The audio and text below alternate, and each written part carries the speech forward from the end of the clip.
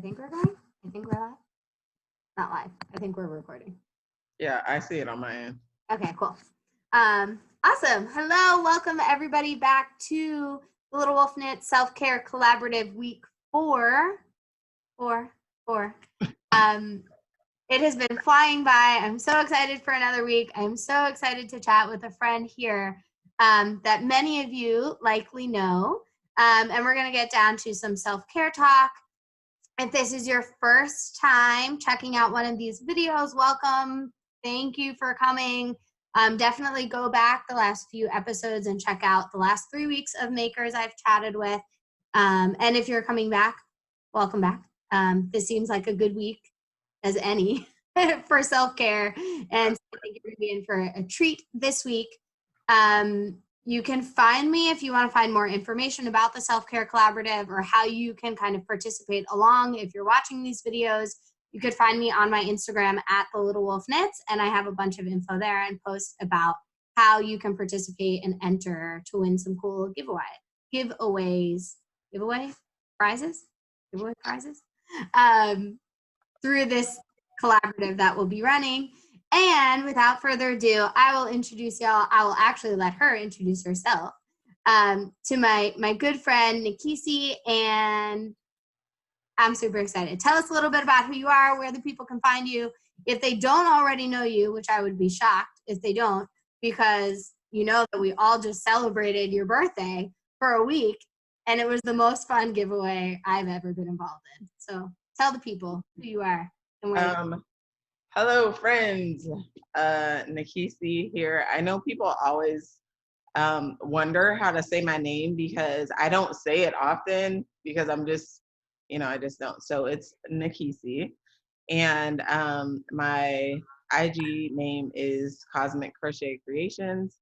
And I'm probably going to be changing it. It's still going to be along the lines of that, but just something to involve like all my crafts. So I think that's about it.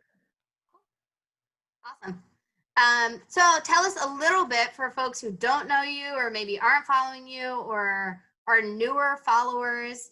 Tell us a little bit about your crafts that you just mentioned. Like, what has your journey kind of looked like in this community? What do you do? How did you get involved here? Okay. So I have always been a crafter since I was little. My mom did a lot of homemade things. And I think because we grew up in a house where we didn't have a lot of money. And so if we were doing gifts or stuff like that, it was always stuff that we had to make with whatever we had or what we could get for, a little bit of money, which meant that you had to do work, you know what I mean? Which was fine with me because I think I've always been very imaginative. And so for me, it was like, oh, what can I create? So I made like all my friends' cards, Christmas gifts when we were in high school and like our guy friends were on the sports teams. I would make all the posters, stuff like that. And so I've just always done that. So I got into crocheting for the people that know me, they know that my older daughter also crochets and takes all my pictures. But I think she started crocheting when she was like 11. She just wanted to learn how to do it. And so my mom had sent her a kit for Christmas, I believe. And so she learned and she was like, you want to try to learn how to do this? And I was like, no. I was like, I do not want to learn how to do that. I was like, I don't care. That's just me being honest. But, at the time I was working full time as a probation officer and like, I just didn't have a lot of time to do anything else. And so I was just like, no. And so she learned to crochet and knit. And she basically kind of taught herself because she's left-handed and the kit was for right-handed people. So fast forward, I had gotten a surgery and I was on bed rest. And so, like I was tired of reading books. I was tired of watching TV. And so I was like, hey, bring me that yarn, like bring me that yarn on that hook. I was like, let me try and figure this out. And so that's how I started doing it. And then when I was working at my job, it just helped me relieve stress. And so I was making to help like decompress. And I didn't know anything about, I wasn't on Instagram. I didn't know anything about tester groups or anything like that. I found out about that, I think at the end of 2018. And I was like, oh, what? I'm like, you can make stuff for people, So, and then I started doing that, and then the rest is history. So, yeah. That's so fun to hear. The more I'm hearing about people's stories, it's like they happened upon some sort of crochet or knitting or some sort of craft, or like it was just thrust upon them in this weird moment in their life. And Yeah. it sounds like for you, it also, the more you did it, the more you realize how important it was to taking care of yourself, or like how therapeutic it was for you. So that's really cool. And so that kind of then brings me to the next part and thinking about like, what does taking care of yourself look like? Like, what does self-care look like? How did you understand self-care? Like not sometimes, all of the times, I think the places and the families we grow up in give these ideas of like, this is what self-care looks like, or this is what self-care means. And so I'm curious just to hear a little bit about what self-care means to you. Okay, I think that's a good question. I like the way you put that. So I guess for me, I grew up in a single parent home. And so for my mom, there like wasn't a lot of downtime. You know what I mean? Because she was always taking care of us and getting us to, like, me and my brothers were in sports, we were in school activities. I mean, we did like everything. And she always made sure we got everywhere. So I don't think that I really ever saw an example of what self-care was, just because like she had to take care of us on her own. And so I think that as I got older, I I I was just like that. You know what I mean? And so I guess it's just a fact of like, you push yourself beyond your limits because it's normal to you. Does that make sense? So it's normal because that's what you grew up seeing. And so you do the same thing unconsciously, and it's not healthy behavior, but you don't really know that it's not healthy. You just do it because that's what you've always known. And so I guess for me at the time, I was, so I got sick about 6 years ago. So before that, I was working my full-time job. I am married and I have my 3 kids. And so I did drop-offs and pickups every day. I volunteered at the school. I was, me and one of my friends, whenever we had luncheons at work, we did all the cooking. I baked for the school, made crafts.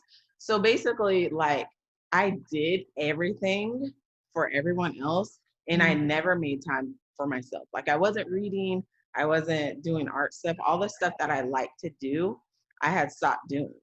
And so it got to a point where, I was just doing everything for everyone else. And so I kind of forgot who I was and what I even liked, if that makes sense. And so, so then when I got sick, and I had gotten sick because I had gotten really, really stressed out.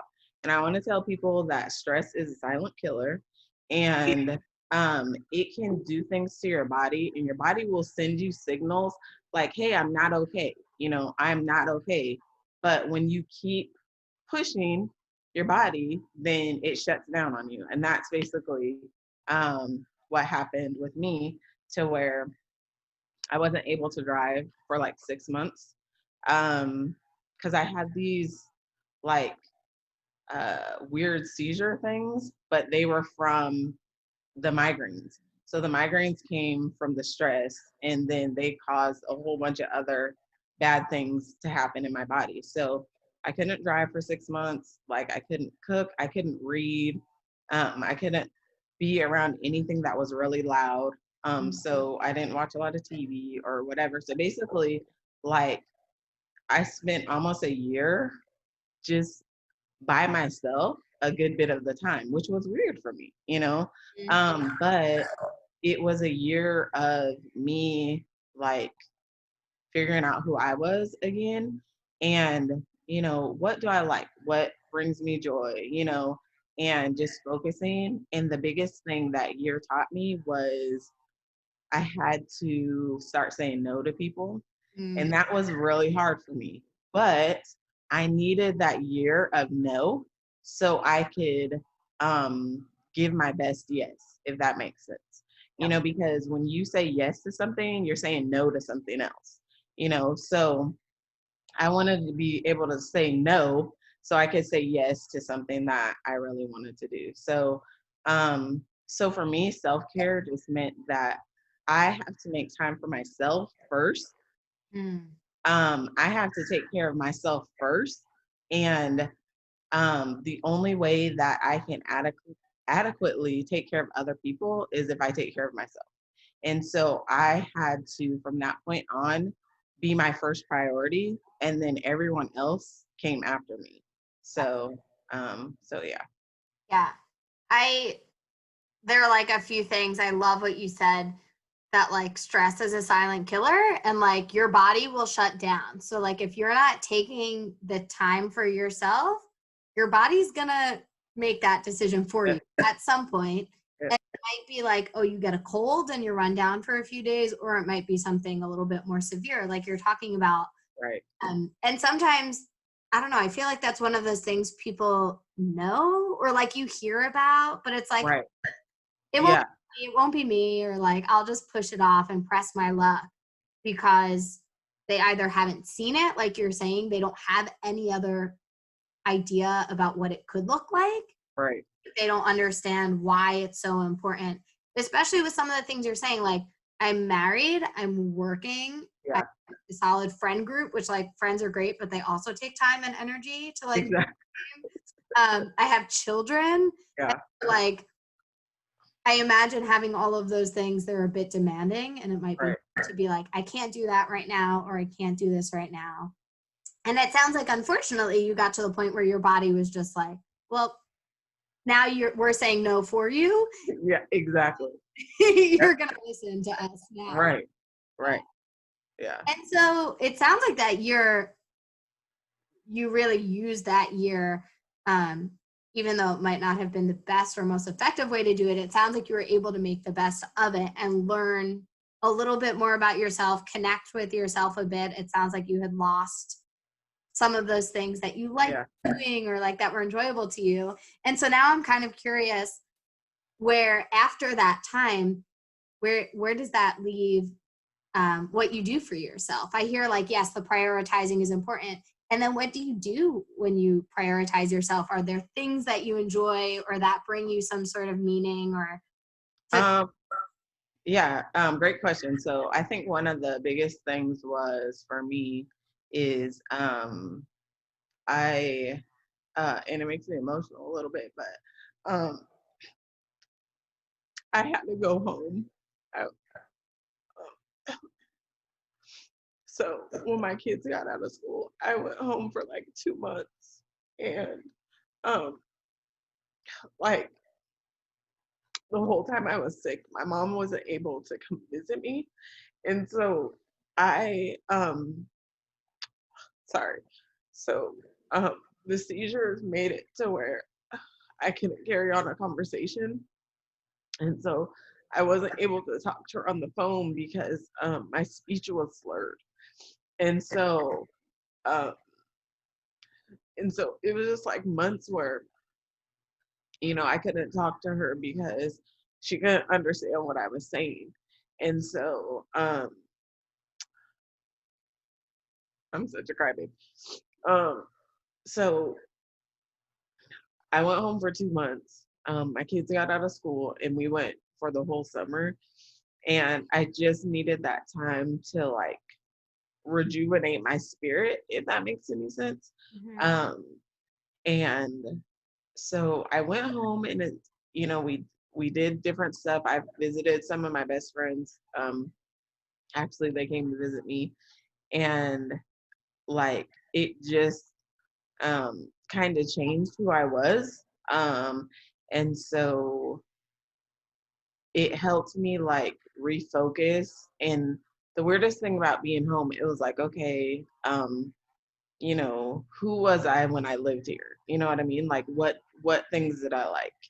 And it took me going there for 2 months and going through some of my old stuff and stuff like that for me to remember, like, you know, I like painting and I love writing and, you know, I like going on bike rides. And it's just like there was so much stuff that I hadn't done because I just let life overwhelm me, if that makes sense. Just, you know, everything just with work and the kids and, you know, marriage and all this stuff. And I was just overwhelmed. I felt like maybe drowning a little bit, you know. And so I went there, and when I came back, I got into this women's we're very involved in our church. And so I got into this women's Bible study, and we did a Beth Moore Bible study on breaking free. So the thing about that Bible study is it just really dug deep into like maybe past like issues or things that you've held onto for too long. And so things like you may not even realize you were still holding on to. And so I think after I took that, um, then I completely changed after that. And so I think for me, the self-care was really taking a deep look into like who I was and who I had become, and who I wanted to be going forward, if that. So yeah, but um yeah, so just figuring out too the things I like. So after that, I started painting more. And I never really show that on here because that's just something that's kind of, you know, I just do for fun. But I love writing. I've always done it ever since elementary school. And so I'm hoping to write a book one day.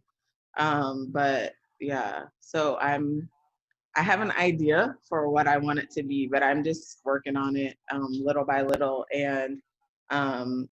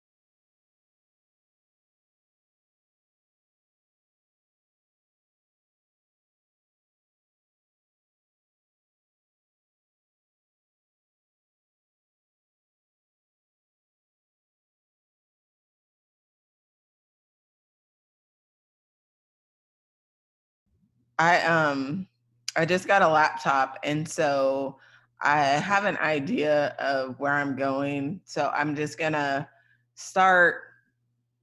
There's some things that I posted this year, and I think last year. And so I just kind of want to um, use those almost as writing prompts Mm. to expand on those things.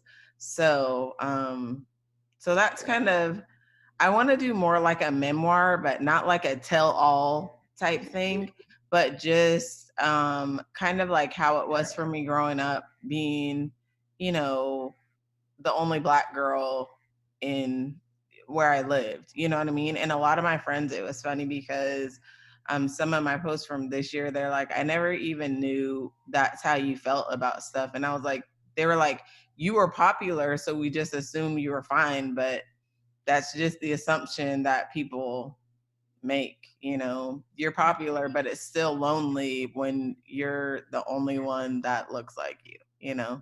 Yep. So, yeah. Yeah. Well, one, I'm really excited for that book because that sounds freaking awesome. And I'm now anxiously awaiting because I want that to happen. Two, I'm also just kind of reflecting on hearing like how you were able to make it through such a hard time. Like I I just hear you saying like I couldn't even talk to my Yeah. mom or like I was just alone and I'm like, "Oh my gosh, that's like the most terrible thing I could imagine." I'm sure there's some people out there who like don't have any relationship with their moms or they're like, "Oh, that would be wonderful." But I'm like, "Wow, that sounds really hard." Yeah. And it sounds like it was so important to actually go back to better reconnect with like who you are and what was important to you, which is so important. And that feels so interesting because I imagine there's so many people who think about mental health, who think about self-care, and they don't want to look backwards because they're Right. so focused on making progress, right? Like Yeah. Yeah. just moving forward, just growing and getting better. And it's like, well, sometimes going backwards is actually not a bad thing. Sometimes you need to go backwards so you can reconnect to what's important to you and who you are when that gets all covered up. Right. Like hearing how you did that, also hearing a huge thread throughout that whole thing was like the relationships that you built, like the people, whether it was mom, whether it was friends that came to visit, then it sounds like Bible study, and the relationship with yourself that Yeah. you built up and sounds like they became really important to who you are now and how you Right. take care of yourself, Yeah. how to set those boundaries and say no and do some of that. Yeah. Hmm. So I'm kind of curious then. I mean, also just hearing your experience, like as a Black woman, knowing a little bit about what's happened in this community, you've talked a little bit about this, knowing that you're a mom, knowing Yeah. that you're in a church. And sometimes those communities sometimes demand or ask things of us very strongly with a lot of pressure that Right. like we don't want to do. And when we say no and we practice taking care of ourselves, people don't like that. Or Yeah. at least I know that's what it's like in my life. Sometimes my big Italian family, that's like, Right. I set a boundary and say, actually, I can't do this for you because I need to do this for me. It's like, Yeah. worst thing has happened. And like, how dare you say that to someone, right? And so I'm kind of curious what it's like for you navigating not only learning how to do that for the first time for yourself and Yeah. learn that you can say no, but I imagine also managing some of the reactions from other people in your life that might not have been so helpful. Yeah. So my family, so what happened was I okay, so when my seizure things got really bad, I went to I went to my doctor, and she was like, I'm gonna put you in the hospital. And you know, I instantly started crying because I'm an emotional person. But no, it was like, what's my family gonna do? You know, what's my work gonna do? You know, and I'm instantly thinking about everyone else. And I Mm, remember her saying, and I'll never forget this, she was like, you are not in a position to take care of anyone right now. And she mm, was like, you need to take care of you. She was like, what happens if she was like, you didn't make it? Like, I wasn't that bad, but she was like, what happens if you didn't make it? She was like, um then what? She was like, if you don't take care of yourself and then you die, it's not going to matter. You know, she was like, nothing else is gonna matter if you don't make it. And she was like, I only need you to focus on yourself right now. She's like, I understand where you're coming from. She was like, I only need you to focus on yourself. And I remember the weirdest thing, I mean, it was weird to me because I've never had anyone do this before. She was like, I need you to pray about this. She didn't even know I went to church. Okay. Wow. She said, I need you to pray about this. She's like, I'm going to give you 15 minutes. And she was like, when I come back, you know, she was like, let me know what your answer was. And when she left the room, um, and this is like, I'm not going to go into this because I do it on my post sometimes, but I feel like I have a strong enough connection with God that He just talks to me, you know, like I'm talking to you. And He was like, you're going to the hospital today. And that was it, you know. So when she came back, I told her I was going, but um, it was the very first week of school. So so I went in the hospital. So I had taken my kids to school that day, and um, I'm driving around like I'm having these seizure things when I'm driving. So it was only by the grace of God that I did not hurt myself, my kids, or anyone else.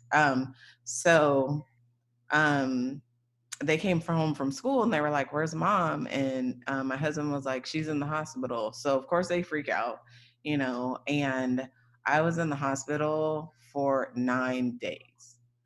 And when I came home, I wasn't the same person I was when I went in.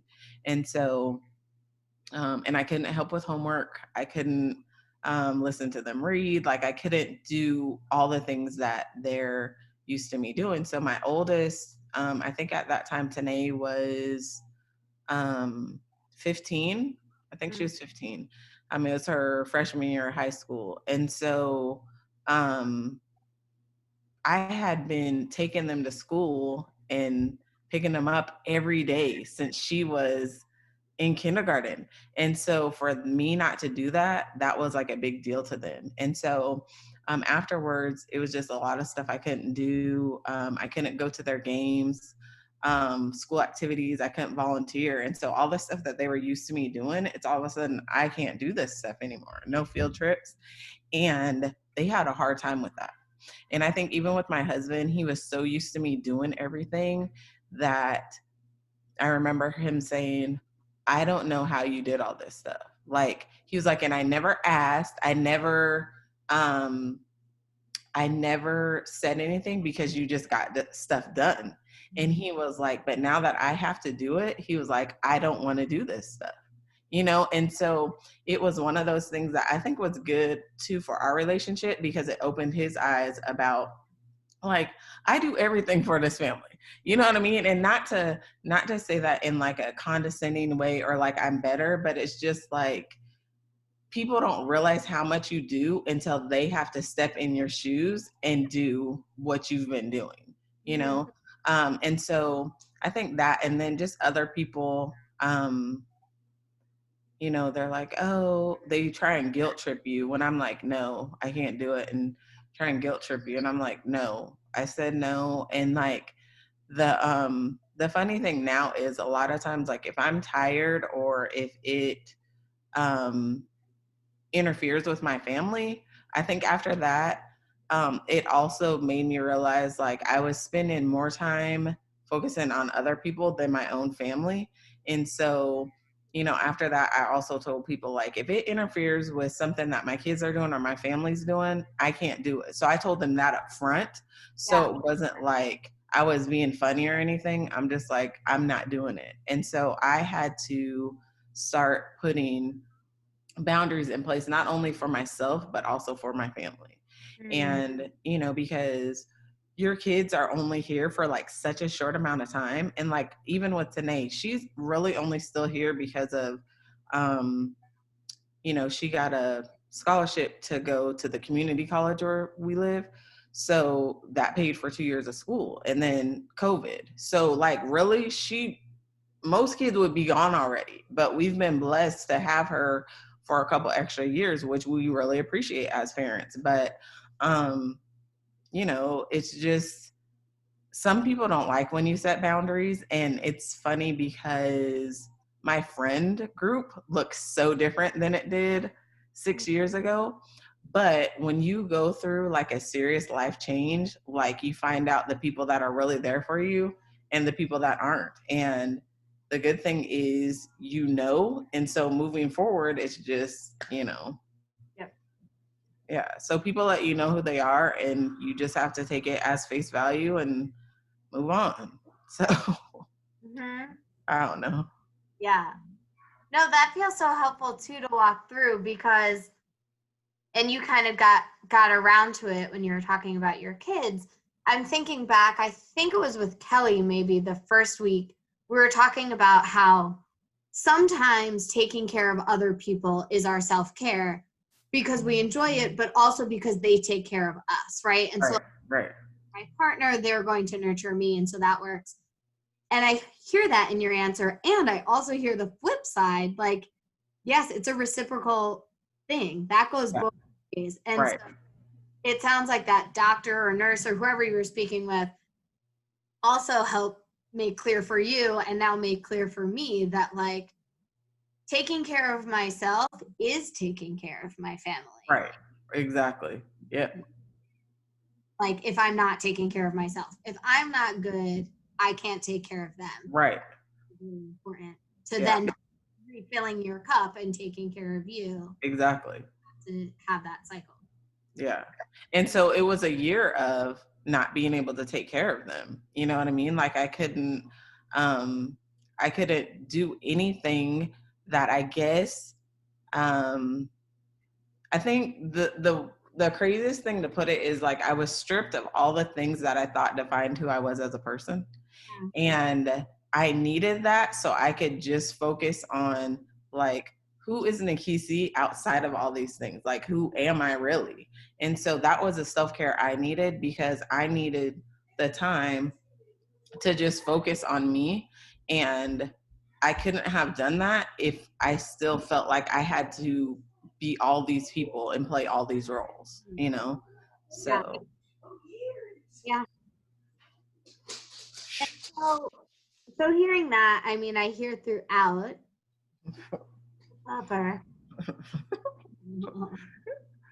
Go ahead. I hear a little bit of like throughout the stories you've shared so far, like here's a challenge, this challenge popped up. And I'm curious, like now for you, after that period of time, after you reconnected with yourself and know like what you enjoy doing or what feels important for you to do, are there any challenges that come up? And I imagine the answer is yes. And so how some of those challenges that still present? So I think some of the biggest challenges are like, so for me, well, it hasn't been as challenging this year because everything shut down, but my kids are really busy. I mean, they're in sports, they're in speech, they're in like, church activities, they do all the things. And so because my husband works so much, because I'm no longer working, that means that I have to get them everywhere. And so there's some days I'm so tired, like I can barely get out of bed. And so I have to make sure I rest and able to be able to get them everywhere that they need to go. And so there's sometimes like they'll be like, hey mom, can you do that? And I'm like, no, I have to lay down for an hour or however much time. And they used to get really upset about it, but the older they've gotten, like they can see it, you know what I mean? They can see it in my face and on my body, and they're like, just lay down. They're like, well, they're like, we can do that later. They're like, just lay down because you look like you're so tired. Just like last night, I was up trying to finish that project and I have fallen asleep in bed, and Tanae came in and she was like, are you okay? And I was like, I'm just so tired. And she was like, you look tired. She was like, just put that up, and she put everything up for me. And like, I went to sleep like at 9:30, 10, and I didn't wake up till this morning, And so some days are just like that for me, where I can't do physically, I'm just not able to. Even if I want to, it's just physically, I can't do it, Mhm. you know? So, but I think that, you know, with other things, just with projects and stuff, that's why I always try and give myself enough time, because I know that some days, even when I'm testing, there's going to be a couple days I'm not going to be able to do anything, you know, like I'm not going to be able to crochet at all. And so I try and build give myself enough time to where I can still finish. And even like, you know, I know people are like, oh, your pictures are always so great. And I was like, you know, sometimes when I'm taking those pictures, I feel like crap, you know, but I go out there and do it anyways, because that's one of the things that I said I would do. But if you look at my grid versus my stories, like I look like hot garbage in my stories all the time, because like that that is like who I am on most days, you know. But if you just went by my grid, you probably wouldn't know that. But you know, and it's important for me to be honest, you know. And if I don't feel good, I don't try and pretend like I have my whole life together and stuff like that. It's just um, I think it's just, you know, important that you tell people like, hey, I'm struggling right now, you know. Hold on a second. See, it's getting loud. Hold on.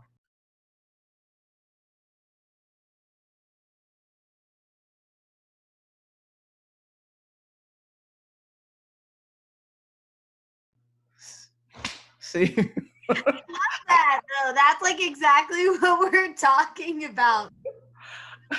I saw it coming. And my kids currently are still doing virtual school. So they've been home for like 10 months. So they have somewhat of cabin fever, and it's just like, so yeah. Yeah. But it sounds like you've figured out this really cool balance of like, when I need to rest, I need to rest. Like it's Yeah. not oh, I wish I could rest, but I'm gonna push through. Like I Right. need to do Right. that. And there are other times where you're like, I'm also going to do this thing because I said I was going to do it. Yeah.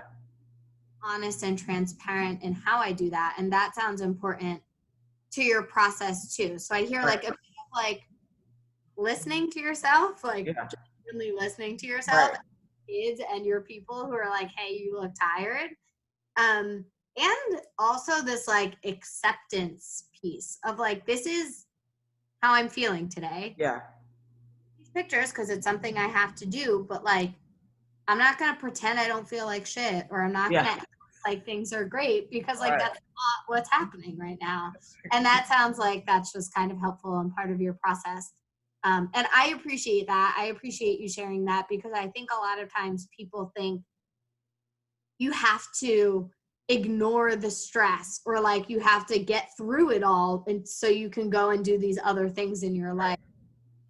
Nah, sometimes that thing is still there, and like ignoring it probably won't help, but just recognizing it's there, acknowledging it's there, and then like doing the things you need to do are usually the most helpful way to get through something. Well, I think too, like the another thing is like my husband.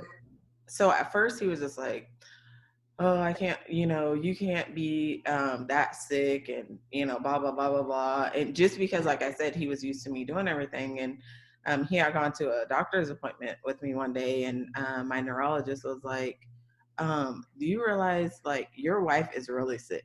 He was like, she's not faking, she's not pretending, like she is not okay, you know. And so I think from that point it was kind of like okay. And so we had my mom had come to visit a couple years ago, and we drove up to Washington D.C. for a family reunion, and we had gone to a picnic and we had been out all day and stuff like that. And we came back to the hotel to you know, take a shower and change and go out to dinner.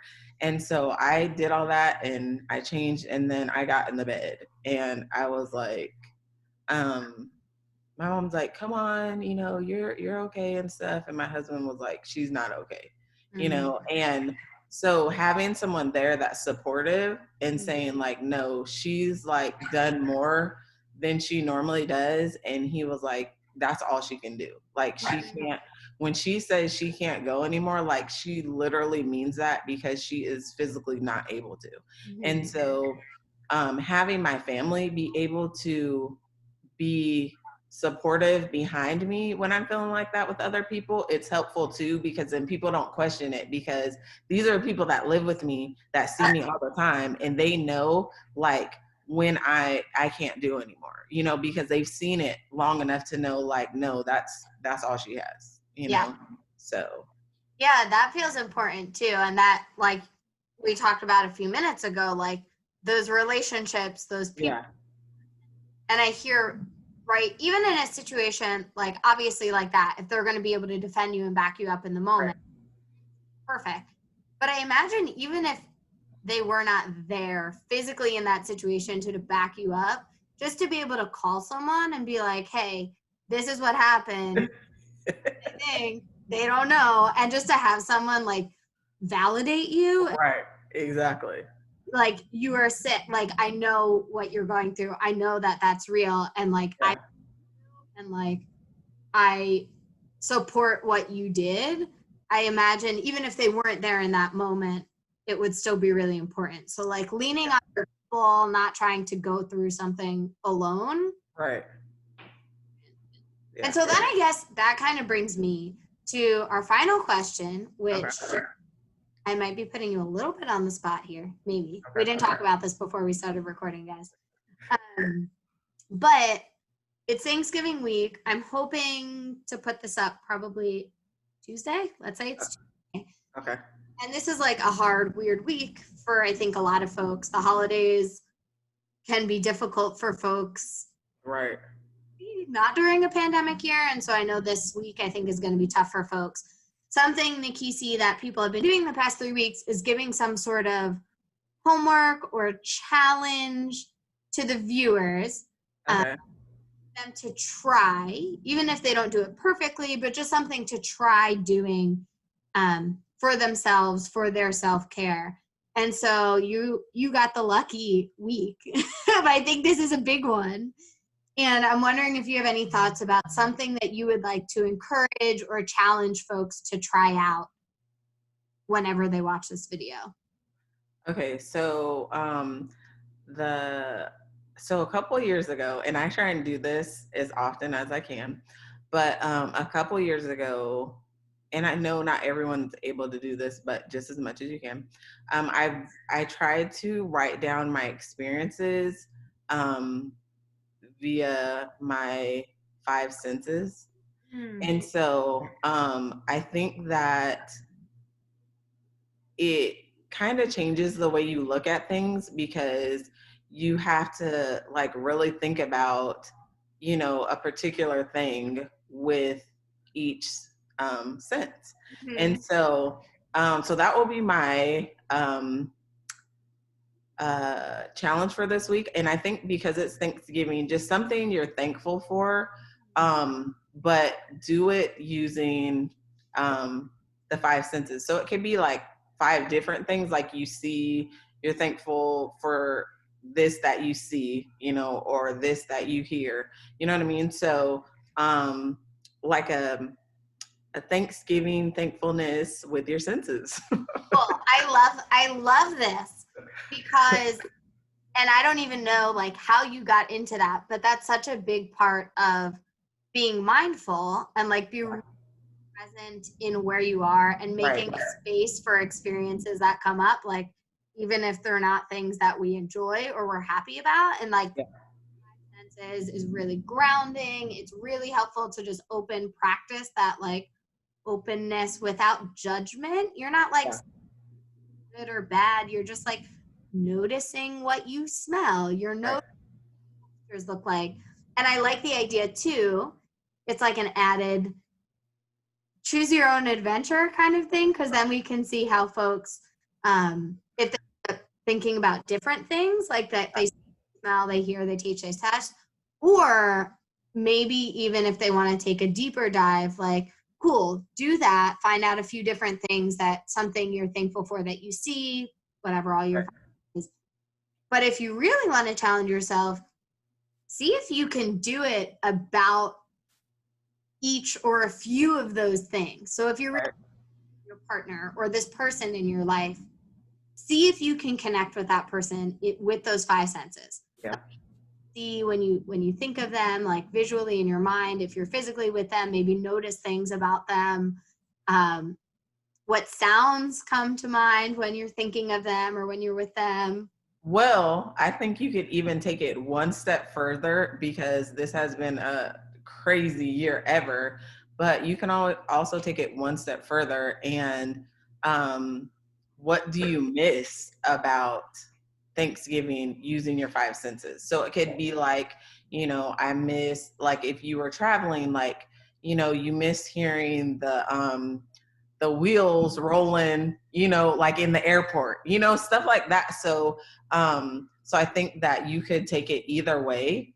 But I love the idea of, thinking like, and a lot of people have said it this year, it's like, you complain about certain things, but then when you can't do it, it's like, I miss this so much. Like, I will never say, I will never take this for granted again. And I think because we have been in such a place where we've been so confined all year, I think it just take a moment to be thankful. Like, I miss being able to do certain things, like, just touch, hugs. Like, I miss hugging people. I'm not even a hugger, but that's the thing that's so crazy. I'm not even a hugger, but I miss hugging people. Like, it's the weirdest thing ever. And I'm just like, how is this even possible that I miss hugging people when I don't like hugging people?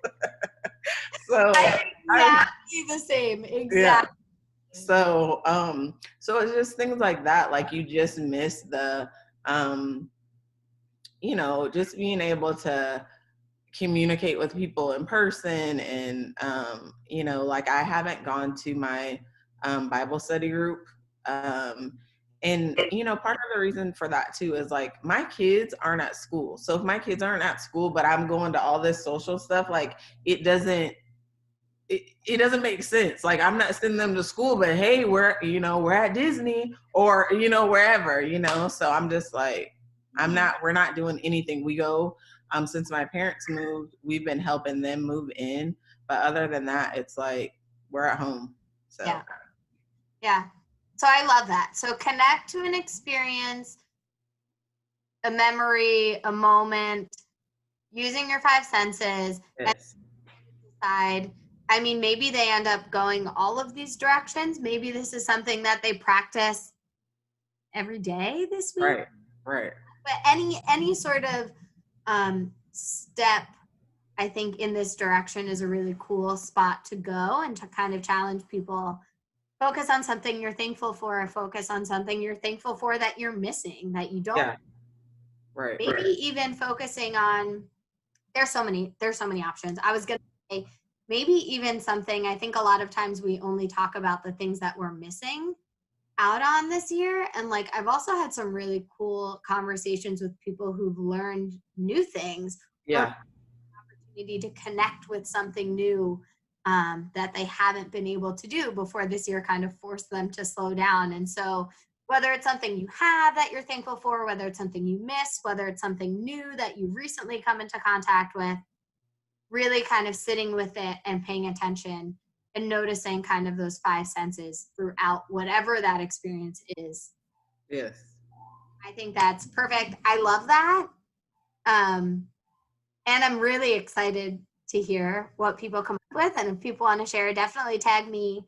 I don't know, Nikisi, I'm going to assume you want to hear that too, but tag.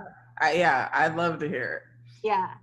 And I think that's a great place for us to wrap up. I'm super grateful that you agreed to come on here. I know you're busy. I know you have such a busy life and you have so much going on in the fiber world also. And so I appreciate you taking the time to chat with me. It was really great to talk with you and learn some things about you in a new way, which I'm kind of surprised by, because I feel like you're such an open person, like you said, in your stories, but kind of hearing a little bit more about this side of the journey that maybe you went on before I know I personally knew you. And So I'm sure other people also enjoy that. So thank you, thank you, thank you, thank you, thank you. Thanks for having me. I enjoyed it. I always like to sit down and have conversations about meaningful stuff. And that probably sounds kind of weird, but I'm not really a small talk person. So if we can have like a real conversation about stuff and talk about stuff, I'm all for it. And I'm not stuck up or anything. It's just, I want to have meaningful conversations with people, Yep. This is where I am in my life. So I enjoyed it though. So thank you for having me and letting me share my experience on here. And I can't wait to see what people come up with. I think it's just a different way of giving people something to think about. Yep. So I'm kind of excited. Yeah, I'm really excited because I think you're right. I think this is a new spin and something that most people probably haven't done or tried. Yeah. Unless they really practice mindfulness or learned it some way. And even if they do, giving them maybe this year some of the different things. So I'm super excited. I'm super grateful. I'm totally on board with you that I'm so not the person. Like even with my friends, Yeah. like small talk. It's like when we talk to each other, it's like real shit. We're diving in deep, and then like I'm like, all right, cool. I'll talk to you soon. And so I'm really glad that that's where these talks have been ending and kind of. Yeah. I think that our community needs it and is also finding them meaningful. So I'm super excited. I definitely agree with that. I think that just even like not just with self-care, but with other things, like if we're gonna make any changes, meaningful changes, we have to have conversations, and we don't have to agree with things, but the conversations have to be had, period. They have to come about for any real change to happen. So got to start somewhere. Mm-hmm. Yeah, I can't say it any better than that. I think that's perfectly said. Cool. Any other last final words before we sign off and let the people their stuff? I don't think so. Going into the new year, so I have the After Yarn Glow hashtag, and I haven't been sharing as much just because, like, it's 2020. So, so going into the new year, I'm gonna try and have like a better schedule, like Meet the Maker, Whip Wednesday, and then like new pattern releases on Friday. So I'm gonna try and do that, but I have to get my life together, but it's not together right now. So, but check out the hashtag because I'm always I follow it, and so whenever I see stuff, I always try and comment on people's stuff because I love that they use it. I just haven't been able to showcase people's stuff like I wanted to. So hopefully I'll be able to do that going into the new year. So that's it. Cool. Fingers crossed. I think we're all hoping that we'll be able to get our shit together for the new year at this point. But yes, fingers crossed. I'm super excited. Thank you, Nikisi. If you don't follow her, go follow her and see all the great things that she has coming up. I mean, just the great human that she is, but also the great things that she has coming up in the next few months. Stop it. And thanks everyone for watching and joining us. Have a safe holiday if you're celebrating. And I can't wait to see all of the challenges that y'all post about. All right. Bye.